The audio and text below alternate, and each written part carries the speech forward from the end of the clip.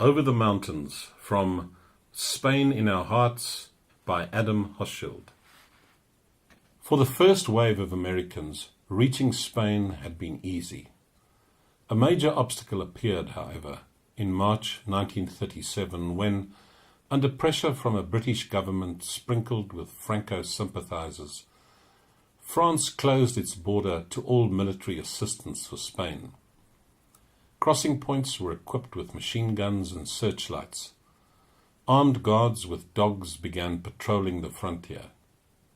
For nearly all international brigades volunteers from now on, reaching Spain meant a long, clandestine, arduous climb, guided by Basque smugglers over an ever-changing network of snowy footpaths that crossed the Pyrenees.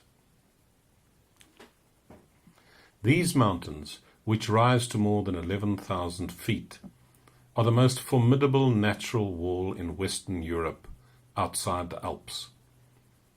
Their crest forms the border between France and Spain. For most of their expanse, only a few passes allow the travellers to cross from one country to another at less than 6,500 feet, and these all had border control posts. Carved by glaciers and the site of ski resorts today, the forbidding terrain ensured that some American volunteers would die before they even reached the war zone. When Zandar Voros, a Hungarian-American from Ohio, crossed the mountains that spring, his group began walking at nightfall on a circuitous route far above the timberline. At one point the guide stopped abruptly and held up his staff. We all halted. Lights were bobbing hundreds of feet below us in the dark. The border patrol. We pleaded with the guide to slacken the tempo, but he shook his head and climbed relentlessly on. Inside my chest, a fiery iron band was crushing my lungs, and the pressure tightened with every breath I drew. My eyes were beginning to swell, and an artery behind my ear started throbbing with the roar of a subway train. As the group briefly stopped to rest, Voros was too exhausted to move out of the rivulet of melting snow in which, it turned out, he had lain down.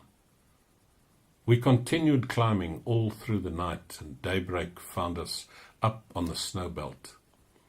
We were in a land where few feet ever trod, a land of crags and snow-covered peaks that bore no sign of vegetation, birds, or animals.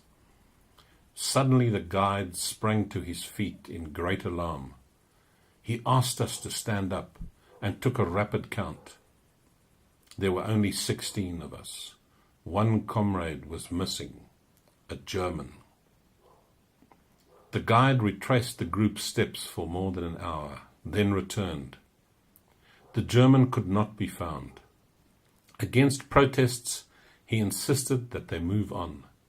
The volunteers ate snow to quench their thirst, but had no food. Most had only ordinary city shoes, and their soaked feet were raw with blisters. When they gathered around a fire the second night, a shepherd appeared with news that a French patrol was close in pursuit. The men could barely get their shoes back on over their swollen feet. As they were traversing a narrow ledge in the dark, Voros heard a scream. A Polish volunteer had fallen over the edge. They waited for daybreak. This time the guide was gone for 2 hours, but again he was unable to find the man or his body. At the day's end, they were able to buy some bread and cheese at a tiny settlement. Then they pushed on for a third night. Crossing a patch of crumbling snow beneath a mountain crest, Voros slipped off the path and slid down the slope, stopping his fall only by grabbing a bush sticking out of the snow. He was appalled to see the rest of the group move off, and he'd fallen too far to hear what they were shouting. Finally, after giving up hope, he spotted two fellow Americans making their way towards him.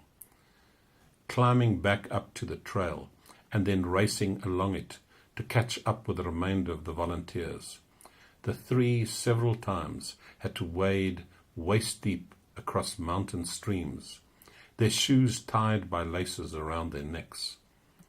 Just before nightfall at the end of the third day, a road and huts came into sight. Spain. In the months ahead, this journey across the mountains would claim the lives of an estimated 200 volunteers.